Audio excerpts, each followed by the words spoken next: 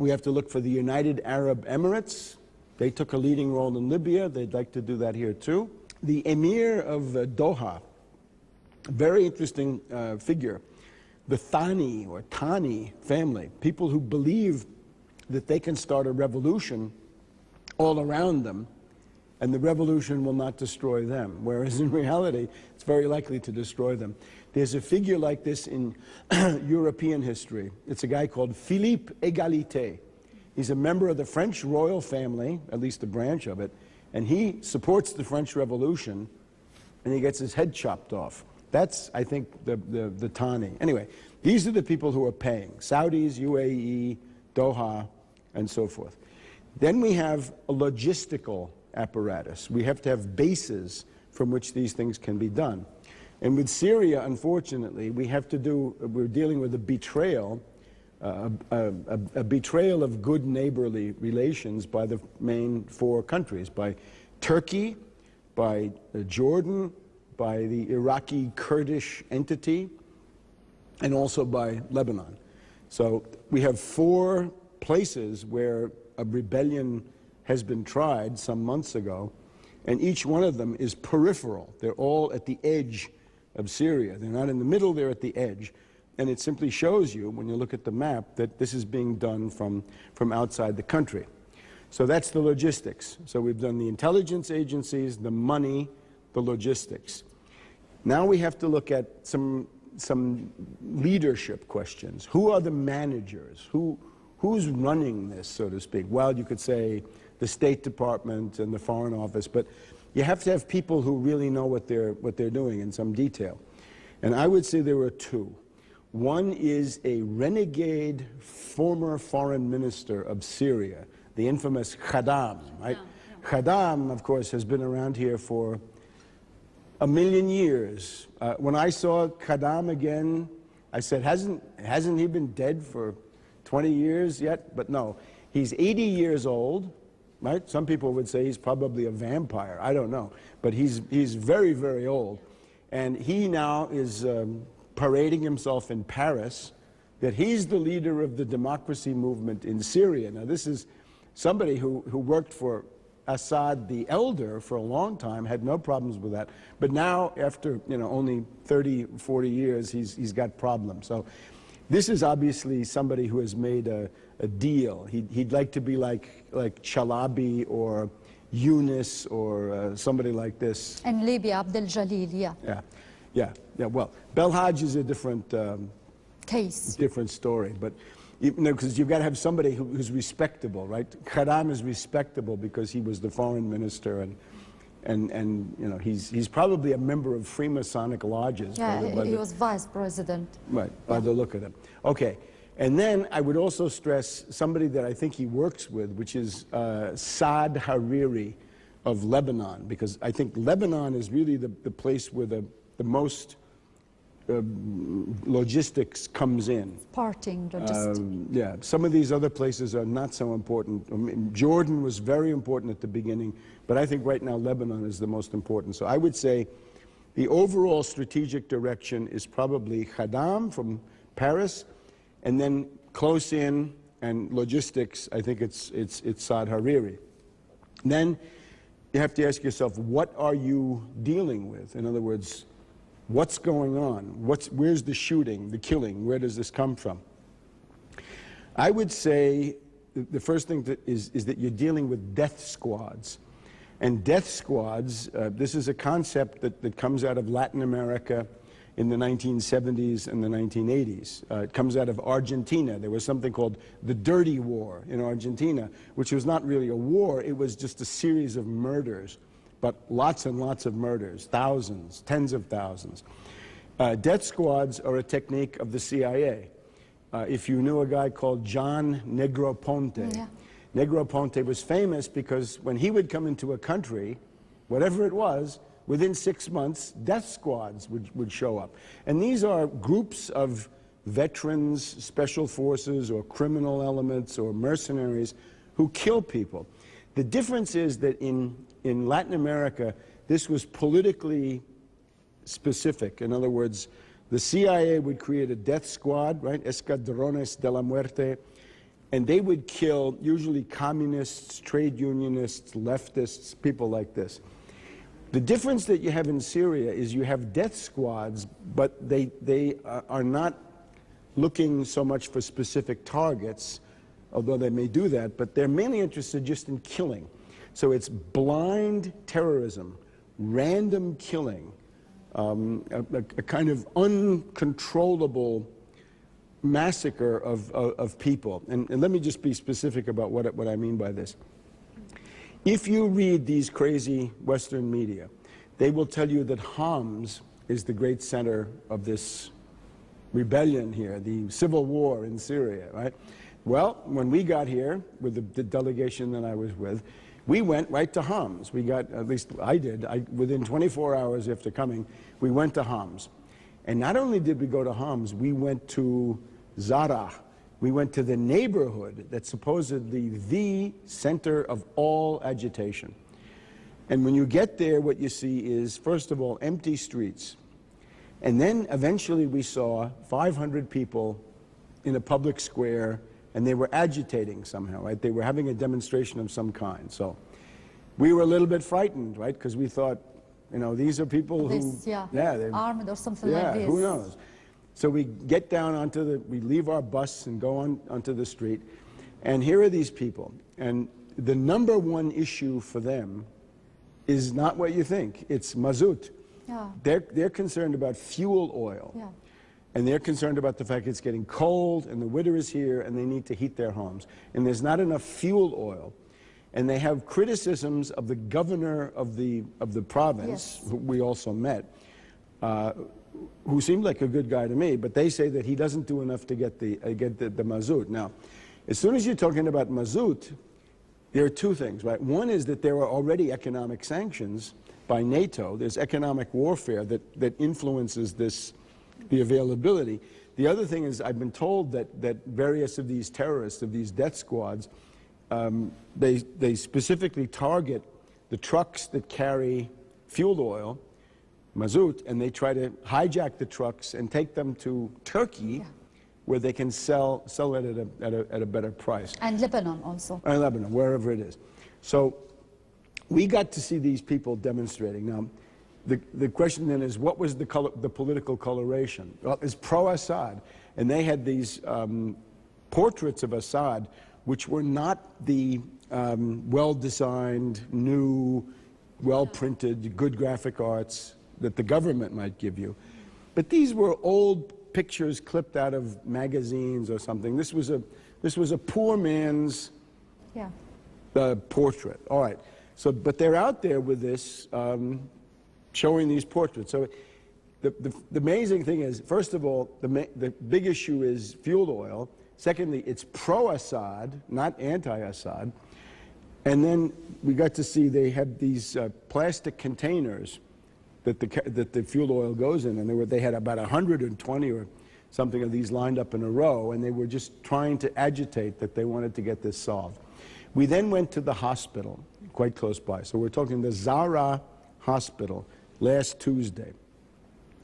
And here we find some doctors, some nurses, some patients, all different people, and a lot of just people who happen to be there, and they see that for the first time there are foreigners in Homs, because I think this was the first delegation of foreign writers, journalists to come in, right, because we were allowed to do this by the government. The government said you can go wherever you want, and we did. And we told them we were going to go there, and we did go there. So when you talk to the people in this hospital, they say they are undergoing 7 wounded in one day, 5 dead. They had 1 soldier who was killed by 5 terrorists ganging up on him. And then some days they have as many as 80 total dead and wounded, and some days it's down to 3 or 4. But this is what's going on. And you ask, well, who's doing that? Is it the army? No, it's not the army. It's terrorists. In other words, it's snipers with sniper rifles who are up on the roofs of the various houses, and in the nighttime, or 9 a.m. in the morning, 3 o'clock in the afternoon, 11 o'clock at night, the snipers come out, and they try shooting people. And they kill people. And it doesn't matter who you are, right? Whether you're man, woman, child, you can be a Ba'athist or a communist, that doesn't matter. They'll kill you anyway. You can be Christian, any kind, right? Greek Orthodox, whatever it is, Melkite, Syrian. You can be Sunni, you can be a Druze, you can be a Kurd, you can be anything. And they'll kill you. So it's an equal opportunity killer, and therefore it's different than a traditional South American death squad. It's actually worse. So that is, I think, extremely dramatic proof that this story. I just saw one of the presenters on BBC saying, and of course, Homs is the center of this rebellion. Well, I've been there. I've been with people all around me, right? They couldn't wait to tell their stories. And then you ask them, what should happen? What is the answer to this? What are you demanding? And they say, we want the Syrian army to come in large numbers. We want more soldiers here. What should they do? They want the soldiers to climb up on the roofs of the houses and stay there and patrol and make sure that the snipers can't come and start killing people. And that's what they want. I would suppose they'd like some helicopters up above and maybe some tanks in the streets just to make it complete. But the big thing they want is they want the Syrian army. And if they have a complaint, is they think President Assad didn't send enough troops. Not fast enough, not enough, and not with the right orders. Because at the beginning, from many sources, we were told there was this order saying, don't shoot anybody. Well, of course, if it's a civilian demonstration, you shouldn't shoot at a civilian demonstration. But if you've got 200 or 300 snipers in an ambush, then probably you better start defending yourself any way you can. So this was the great irony, is that the Western media say, the Syrian people want the army to leave the cities. And then you go there and the Syrian people tell you, we want the army to come into this city. So I think that's all pretty clear. So what do you think, or what do you answer the international community, Barack Obama, Hillary Clinton, and Arab League, that when they say President Bashar al-Assad have to withdraw the army from cities? I have simple advice: shut up. Stop lying. Remember, the UN Charter, no matter what the Security Council may say or not say, the United Nations Charter, which has some value, says interference in the internal affairs of sovereign states is not allowed. And this crazy Libya resolution, right, about the responsibility to protect civilians, you have to ask yourself, what's more authoritative? The Charter, which was really approved by a lot of countries a long time ago, or the things that go through the Security Council from day to day. It's one of the problems of the United Nations. In other words, in the U.S. system, there's a difference between constitutional law and statute law. In other words, just a law majority. But if you want the Constitution changed, that's much harder. The problem with the United Nations is some people in the United Nations will say anything the Security Council decides to do is international law. That can't be. And one of the reasons is this. The Libya resolution was passed at a time when the Russians were very weak because of Medvedev. Yeah. Medvedev foolishly believed in the reset with Obama. I tried to warn them. They had their reasons. This was really foolish, and this was a colossal historical tragedy, because all it would have taken was a veto by the Russians. The Chinese would have joined it, and then it would have been really hard for NATO to do it, because the little NATO countries, the smaller ones, the Norwegians, the Dutch, the Canadians, I mean smaller than the populations, a lot of them can't legally do the bombing unless there's a UN mandate. So if you can block the UN mandate, you can block the whole thing. So unfortunately, we're now in a period of international anarchy, and this should make us pause for thinking, right? Because international anarchy is dangerous. One of the times we had international anarchy was 1914, right before World War I, international law had pretty much gone out the window. Or 1938, Munich, 1939, Hitler attacks Poland. That's also international anarchy. We are now back in international anarchy, and this means that the danger to all of us is greater. The UN Charter is concerned about avoiding war between states. It rightly regards that as much worse than anything else. Now we've got these meddlers, I guess we could say, imperialists and other meddlers, who want to change all that and say, no, the really important thing is the responsibility to protect civilians, even though that virtually guarantees war. Because it means that at some point somebody's going to say, well, China, we have to come in there and protect, or Russia, or somebody who's powerful enough to defend themselves. So what I would say to the people that you've mentioned, right, Hillary Clinton and Barack Obama, international community, is that these people have gone insane. In Washington, D.C., during the course of this year, you've had a growing war psychosis, a hysteria. What is called the Arab Spring, I would say, is a complete fraud. It's a absolutely fraudulent creation, because what you're actually dealing with here is two things. One is a depression. There's a world economic and financial depression, worse than the 1930s, and this means that in many, many countries, we have high unemployment, we have high youth unemployment, we have rising prices for food, because the banks are speculating on food prices. So it's not so hard to get people riled up about economic demands, because they have them. And the other side, though, is this, that the CIA and the State Department have decided that they will not allow any independent nation states to continue to exist. They want to destroy all of them.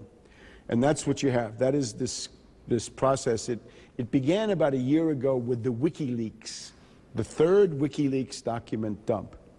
WikiLeaks, of course, a CIA limited hangout operation. In other words, a process of selective revealing of certain documents that are edited. Other documents remain secret, but the whole thing is designed to do what? Designed to make the enemies of the CIA look bad. Because if you look at the WikiLeaks document dump, who is suffering from this, right? Who is bad? Who gets hit? Ben Ali, Gaddafi, Mubarak, Putin, Berlusconi, Karzai, Maliki, Kirchner in Argentina, all the enemies of the CIA get hit. And the CIA, well, nobody in the US got hit, nobody in Britain, nobody in Israel. Heroes. They're heroes, and that's what they said. There's a guy called Alec Ross in the State Department. He's an assistant to Hillary Clinton. And he was asked by France 24, France 24, what do you think now, almost a year later, about WikiLeaks? Has this been a problem for you? And he essentially confessed. He said, no, WikiLeaks is not a problem for the State Department. It makes us look good. It shows us doing good things. So we have no problem at all with WikiLeaks. That was really an unguarded moment. Yes, so that is what a CIA limited hangout operation is. It's like a striptease, right? Certain things are shown, others not shown. The whole thing is carefully controlled. So that set it into motion, right? And between the WikiLeaks document dump and the fall of Ben Ali, well, just a couple of weeks. It basically, the overthrow of Ben Ali in Tunisia began within 10 days, I think, of the WikiLeaks document dump. How many people, or what is the people, public in USA, convinced or know these facts that you said? Well, 100% of the readers of Tarpley.net know the score, my website. Other than this, though, it's very hard to say. And maybe this is an area that many people are going to find very complex. Maybe I think American people have a better understanding now about economic issues than they did 5 years ago. They know Wall Street is an enemy. They know they have to fight the bankers. But when we get to these complicated foreign policy issues, this is harder for a lot of them. So the goal is this. The CIA says no nation state independent shall be allowed. Right. And this is important too, because the idea of the independent nation state goes back to the famous Treaty of Westphalia at the end of the 30 Years' War, terrible war in Central Europe. So 1648. At that point, we have a state system, in other words, a European system of politics based on these independent nation states. And that whole experience was very costly. A lot of people died to get to the point where people realized that an empire was not good. The Holy Roman Empire was not a good thing in Europe. So therefore, you had to have the independent nation state. Now, the CIA, the State Department, and Wall Street say, no, that's no good. Now, why do they do that? The depression, I think, is the key. As you have the bankruptcy of the U.S. banks in 2008, right, Lehman Brothers and everything with this, you now have the bankruptcy of all the European banks. So we have the whole NATO banking world completely bankrupt. What's the response of the imperialist ruling class to that? Well, they say, increase the rate of looting, increase the rate of pillaging and sacking and robbing and exploiting the people, drive down wages, destroy the unions, cut the standard of living, cut the budgets, do all these things, so that more money will be available for future bailouts of banks. And where is Israel from all this and the Zionist lobby in USA? Israel, of course, is an integral part of it. I would basically say it's like one seamless unit. The U.S., the British, and the Israelis, that's one thing. The Israelis, of course, are in a more exposed position. They have special problems. They have special political problems above all. They have, basically, they're in continuous crisis at this point, right? And they're very demanding. They want the U.S. and the British to make life possible for them the way they see it, which I don't think can be done. And Zionist lobby? The Zionist lobby, of course, is alive and well. It's been there for a long time. I would just warn people, don't think that the Zionist lobby runs the United States. It does not.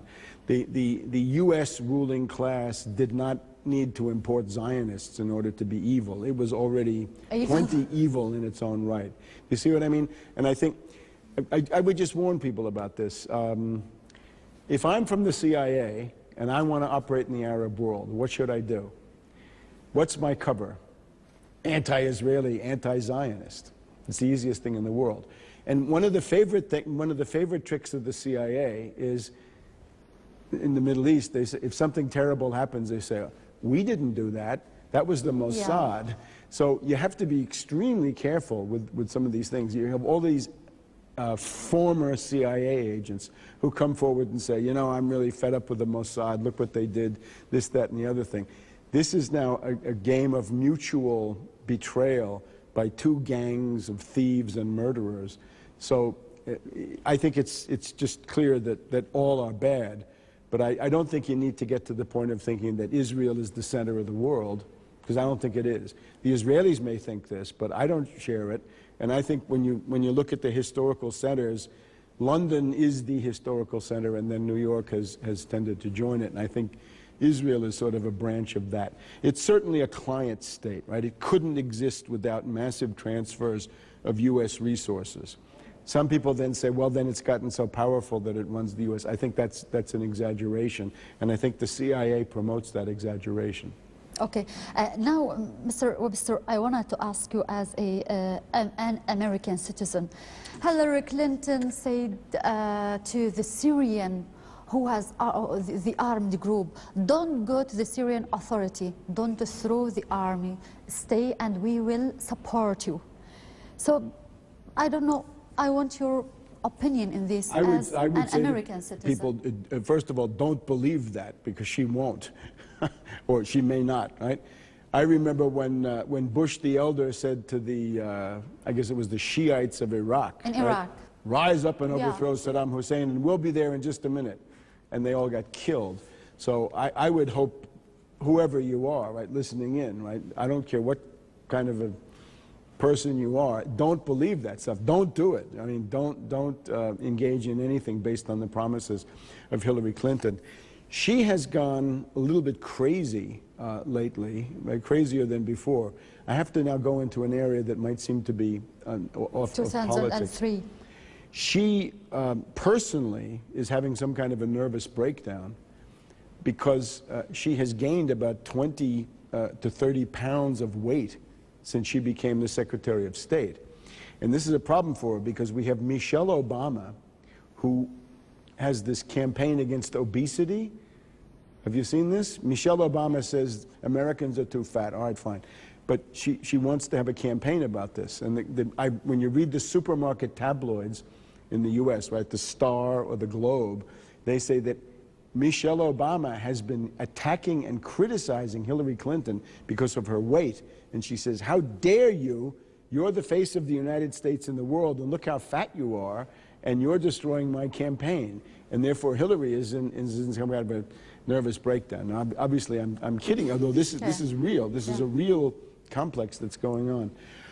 The reason why we have so much insanity, the more basic reason, is because of this banking situation. Once again, if you take an imperialist ruling class, and then you have their derivatives structures and their debt structures and their banks are blowing up. They're collapsing and going bankrupt. And that's what we have in New York, and that's what we have in London. Then that imperialist ruling class goes crazy. They get into flight forward, they become hysterical, they become utopian, they can't understand cause and effect. And that's what you see in the United States. You see a ruling class which is losing its moorings, its anchorage in reality, and is going into an area of mental insanity. Mm-hmm. And Mrs. Clinton is one. I would also point to Susan Rice at the United Nations. If you could imagine a boiling cauldron of hatred, I guess that's her. And she is supposed to be concerned about human rights. But you can look at her, she's full of hatred for every human being on this earth, it seems. And she also always attacked others for people or for this principle. But I wanted to ask you about the principal community or the international community like Security Council or UA or something like this. Do you believe that really they care about rights of a human being all over the world? Who could believe that they did? I guess you have to be very naive and very gullible to do that. And we've got a lot of very naive and very gullible people in the world. We got Tahrir Square was full of naive dupes. Somehow they thought a revolution is where you kick out Mubarak and then somebody else like Tantawi takes power, and you call that your revolution? Revolution is when you take power, not when Tantawi takes power. But people are obviously, there's a cultural crisis in our times, there's a crisis of political education, and people don't know, they just don't know what they're doing. But now, let's just look at the Security Council for a second, right, and what's going on there. As I think I mentioned before, the tragic thing that we had is this Medvedev interlude. Medvedev represents forces in Russia who are in favor of globalization. There's a similar faction in China. They're interested in joining the globalized, speculative, parasitic, financial casino economy of speculation and anything but production, right? Financial services and so forth. So when it's also got to do with Obama. Obama, of course, is a Wall Street puppet. I wrote not one book, but 2 books against Obama during the election campaign, before the main election. I wrote one in the springtime of 2008 called Obama, the Postmodern Coup, the Making of a Manchurian Candidate. That was him. And then in August, right before the Democratic Convention, I was ready with a second book called The Unauthorized Biography of Barack H. Obama. And of course, the essence here is that Obama operates with deception And right, Bush was a very brutal, open imperialist. He was a thug. It was clear, no doubt about it. Therefore, he got a lot of opposition to what he did. Obama's method is different. Obama is fooling people, trickery, deception, betraying people, trying to neutralize opposition, because how can you be against this wonderful messianic figure? So that's one of the things that's confused people. And then when Obama came in, he went with this reset. When we had the famous meeting of Mrs. Clinton with Lavrov, and she showed him this little button that was supposedly the reset. Well, a reset means that there's a rational partner for you to deal with. And unfortunately, in Washington, there is not one. Yeah. There's nobody in power that's got any rationality. So I think now, I think we have to be very glad, very happy and grateful that Putin seems to be making a comeback. We've had 2 or 3 good things happen in Russia lately, and we really needed this.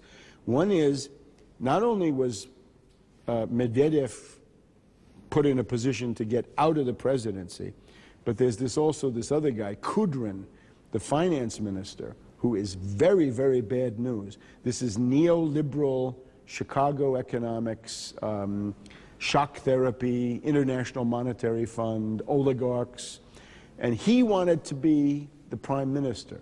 In other words, Kudrin said, get rid of Medvedev, ease him out, and Kudrin becomes prime minister as Putin gets up there.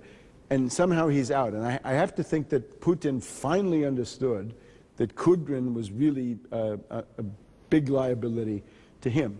So now we have at least the perspective that Putin will make a comeback. And then I think we should relate that to the situation here in Syria, right?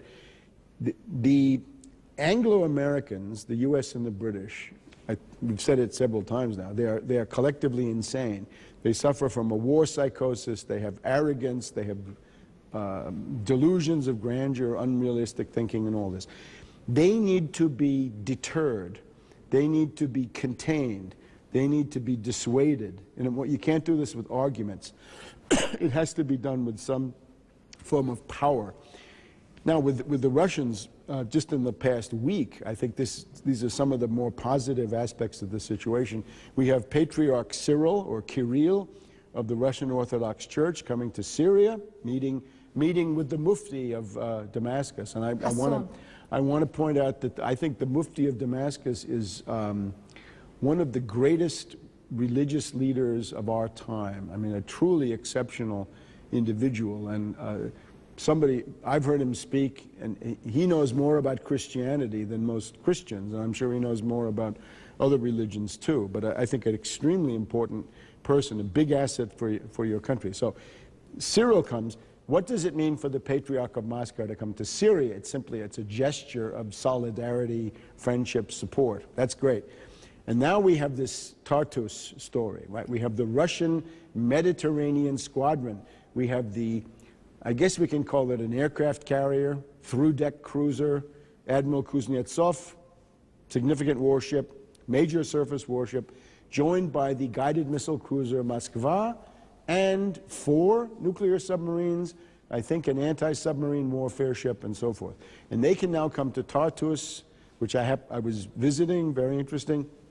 The port, the facilities have been improved and upgraded so that more can be done. And I would hope that more would be done in the future. So this now complicates the situation of the Anglo-Americans, doesn't it? Because they'd like to begin bombing soon. Let's be clear. They get the Arab League to expel Syria, condemn Syria. Then they take the Arab League verdict to the UN Security Council. In the U.S., Ms. Rice says, aha, you see, human rights. The regional organization has condemned Syria, therefore we have to start the bombing. But now you have these Russian ships there. This is exactly what Russia needs to do. I would also look back to 2007. There was a big desire by Bush and Cheney to attack Iran, massively. And at that point, Putin made a visit Ahmadinejad in Tehran in the spring of 2007. And I would say this is one of the things that avoided war. Maybe this will happen with the case of Syria. Yeah, I hope it's so. Similar Iranian so. case and Syrian Yeah, case. that's, on the other hand, do you though, expect or hope? No, I want to warn you, don't bet on that, because there's too many things that can go wrong. Because Medvedev is still there, and Medvedev, of course, means this entire faction of oligarchs and other people. So you can't rely on that implicitly, although you want to work we want to work to keep the resolve of the Russians strong, because we need it, right? We need to have some form of at least approximate rough balancing, or at least, if not even that, an element of unpredictability. And I guess this is what Putin brings. The Anglo-Americans are afraid of Putin because they don't know what he might do. And he's ingenious, he's clever, he's resourceful, and leader. Yeah, he's a much stronger individual. As a human personality, he's a million times stronger than these people like Sarkozy, Cameron, Obama, Hillary. These are gnomes, right? These are little gnomes. So we have to be thankful for this, right? But we can't expect Russia to save everybody. So it's also time to do other things. I'll ask about this after the break. I'll ask you, Mr. Webster, also about Syrian protests outside Turkey, Arab League. What happened in the future of Syria after the break, please. Okay. مشاهدينا الكرام، هذا فاصل وأعاود الحوار.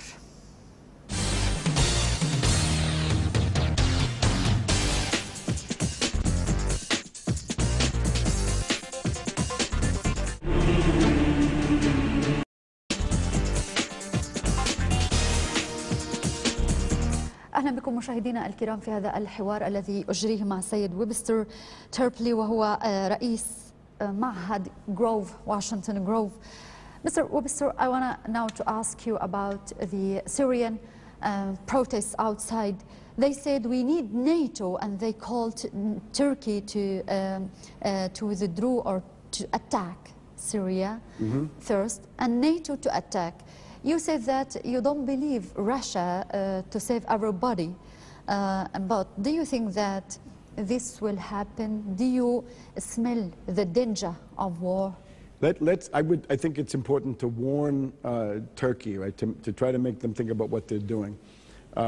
We can see in the current phase, right, that the betrayal of Syria by Erdogan shows tremendous vanity, tremendous ambition on the part of Erdogan.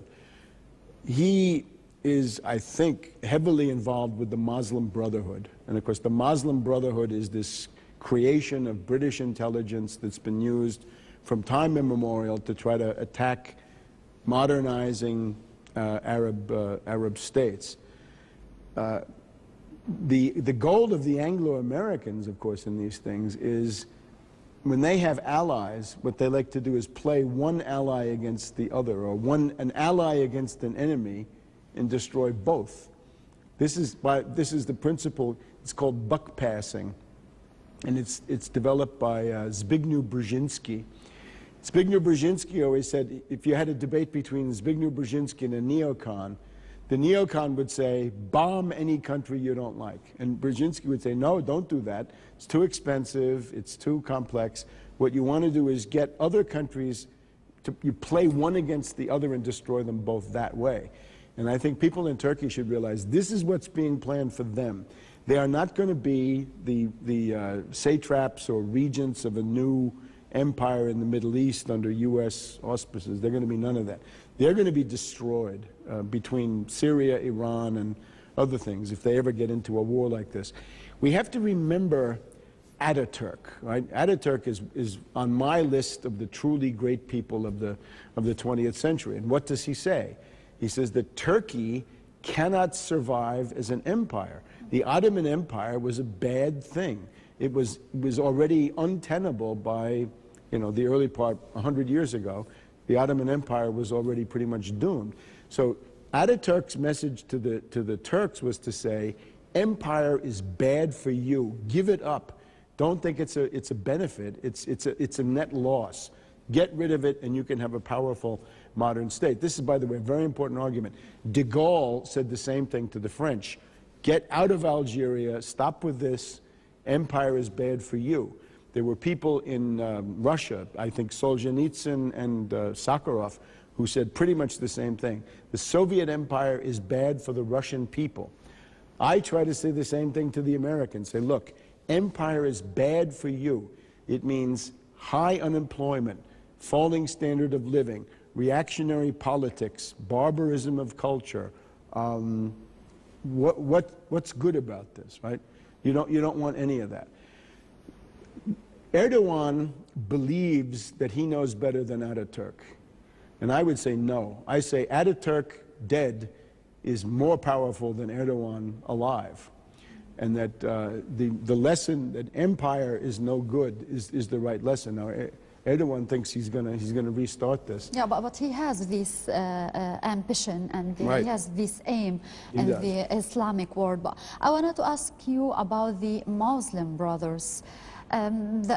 Some analysts, political analysts, say that there is a deal between USA or Turkey and Muslim brothers. Yes, right.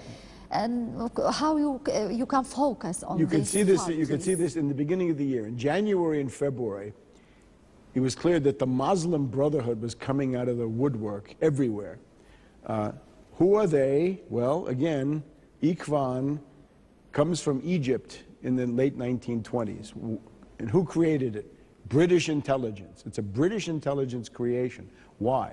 At that point, there was something called the Waft Party in Egypt, and they were becoming nationalists, right? Their line was, get the British out, have an independent Egypt, end colonialism and imperialism. So the British response to that was, instead of just having British and Egyptian nationalists, get a third force, right? The obscurantist Muslim Brotherhood, and use that to weaken the nationalists, and that's what they've done. Now, this year, it's clear to me, it was clear to me in January, there's a worldwide alliance of the CIA with the Muslim Brotherhood. Absolutely clear. Do you think that they will they will continue in this? They will have the power, the authorities in the Arab world. You can find the struggle in Tunisia now, in Egypt, also at the same field. And now in Syria, you can find also this. Do you expect that they will continue in this? I'm sure they'll try to. Do you feel that there is people like them in Syria and the Arab world, this calendar? Well, that was one of the things we forgot to do on the destabilization is who's doing the destabilization, right? You have these people, we're often told the shooters, the killers in Syria are foreign fighters. They're from Afghanistan, Jordan, Iraq, Libya, Chechnya, how about that? Under NATO auspices. And then what's their ideological coloration? In many cases, Muslim Brotherhood, outright Al-Qaeda, or Salafists. So the idea is, this is the mobilization. I mean, the Muslim Brotherhood has been promised wonderful results if they just go along with the CIA.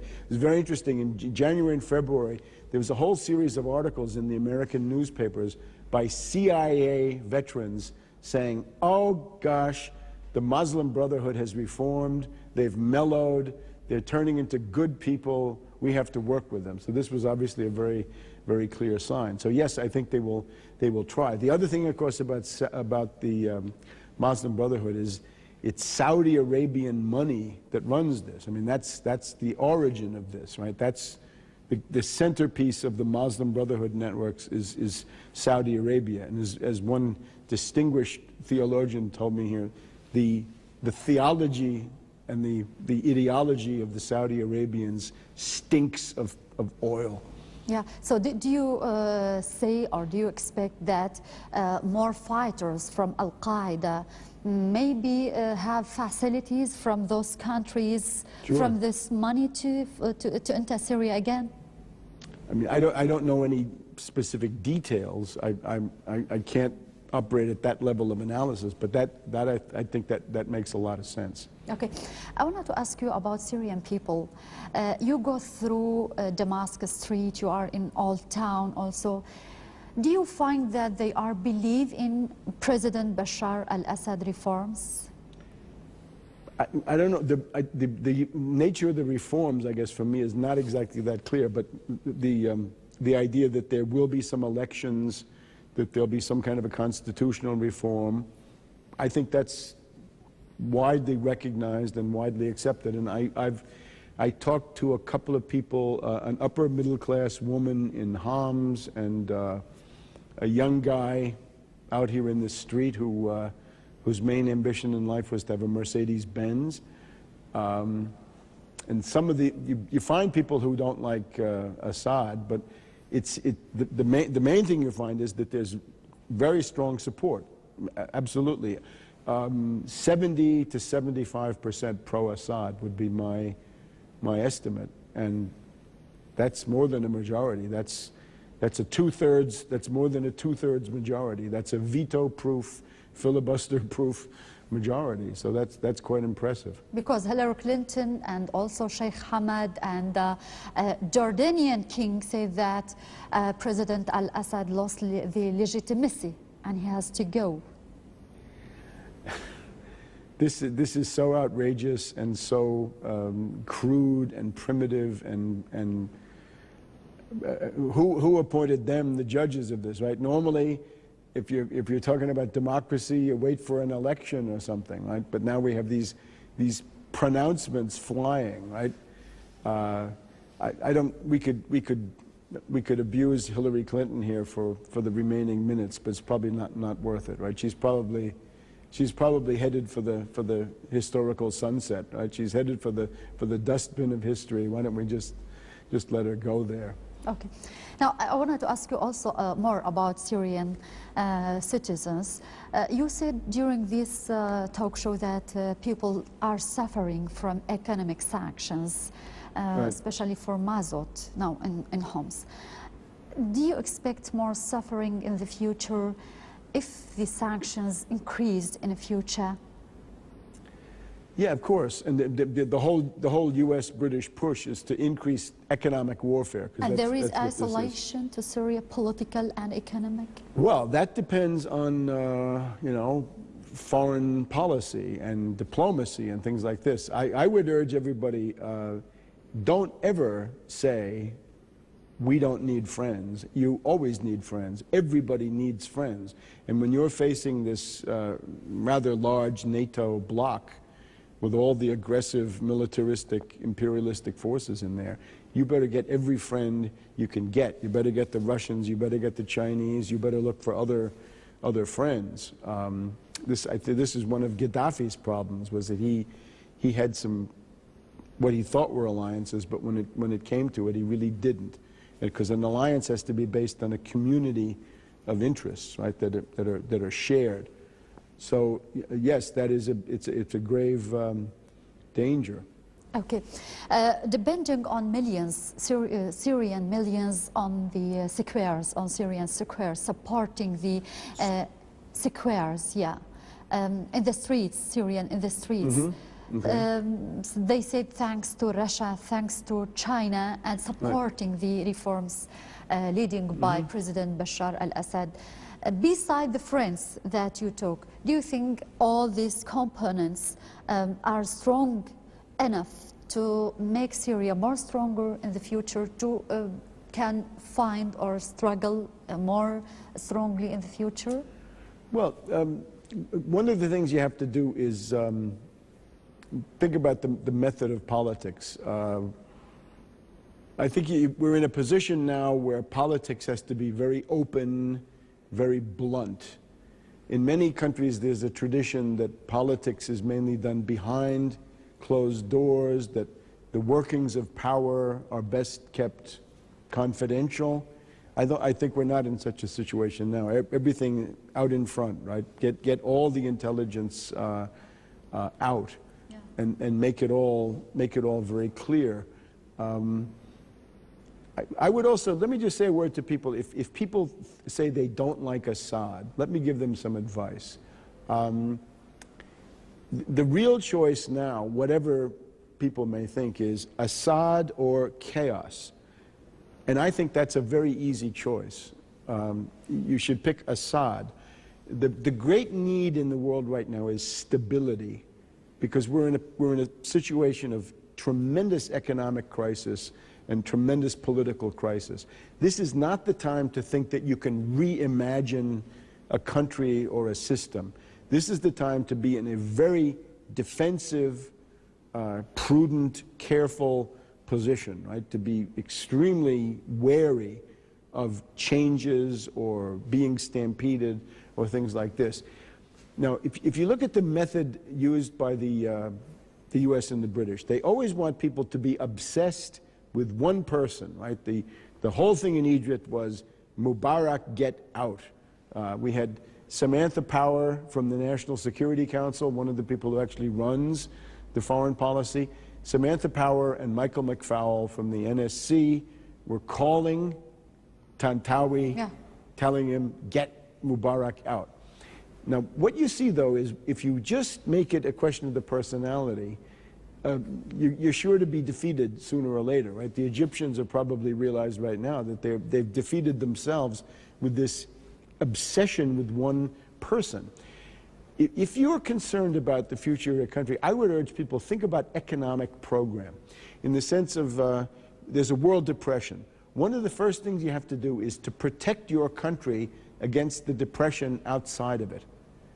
It was the main destructive powers of the world economic system are not generated inside Syria. No, they come from London and New York and places like this. So you'd have to begin to think about what are the economic needs of a country like Syria. One of the things, you come to Damascus and you see all the cars. And the first thing you think is, you need a large, well-developed subway system. That ought to be integrated into a large, well-developed system of modern, high-speed rail, so that you'd have a rail system that would reach all around the Middle East. So you don't have to fly over short distances. You've also got to think about superhighways. You've got to think about an electricity grid with modern electrical generation. You have to get nuclear power, like the Iranians. You've got to think about water. This is obviously the huge issue. How do you procure water? How do you have a canal system? How do you have locks and using the hydraulics of canals in order to facilitate cheap transportation, bulk carrying, and things like this? In other words, if you want to be a revolutionary, one of the things you need to do is think about economics. Think about economic reforms in a very specific way. If you look at this whole so-called Arab Spring, you'll see that there's been almost no attention to really urgent economic issues, which deserve to be, much more prominent. More is political than and it's economic. all, Mubarak out. Well, then when he's out, then what? Now you've got Tantawi, and now it looks like it's Tantawi out. So what is that? You're going in circles. What is it that you're actually doing? So I would urge people to think about constructive studies of economic program. And one of the places you can find this is my own website. It was the Tarpley.net. I have a 5-point program for rebuilding the United States, and it's pretty much applicable to the European Union. But that kind of programmatic work needs to be done here also. Do you think that they are going to isolated areas on border during Syrian borders? Well, what you see is a whole series of new ideas, each one crazier than the rest. Right?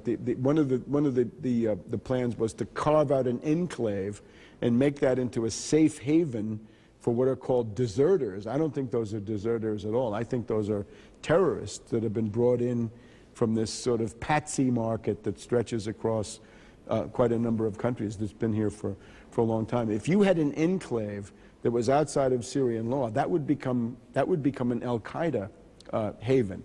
And you can see that in Iraq there was something called the Ansar al-Islam enclave, which became this guy Zarqawi, who then became the Al-Qaeda in Iraq. Leader in Iraq, yeah. You cannot have this. And again, you've got to insist on the independence and the territorial integrity of this country. Okay, you have 1 minute to conclude the conclusion. What do you say to Addounia viewers, please? I would urge people to be realistic, that they may see abuses, they may see problems, but you've got to put that in the framework of this total world breakdown crisis and disintegration that we're living. And I would urge people to consider the value of stability and self-defense against these breakdown tendencies, and look at that much more, because it's always nice to think about how some reforms might make you happy, or how you might want to get a Mercedes-Benz, as one guy told me. But this is it's not realistic. It's not serious, and you can't get to the point where you're going to wreck your existing political system because you want something more that you're not getting. Count your blessings, and again, be very realistic and very sober in terms of what you're asking for, but and focus on some economic reforms that would have implications for the broad masses, right? Not just upper middle class reforms about whatever they are, but something that's really going to do something for the working people, the agricultural workers and others in a country like this. Yeah, Mr. Webster, I do thank you. Thank you. Thank you. Nice to meet you. You're most welcome. مشاهدينا الكرام، كنت معكم في هذا الحوار. هذه تحية مني ومن الزملاء العاملين معي في هذا البرنامج. إلى اللقاء.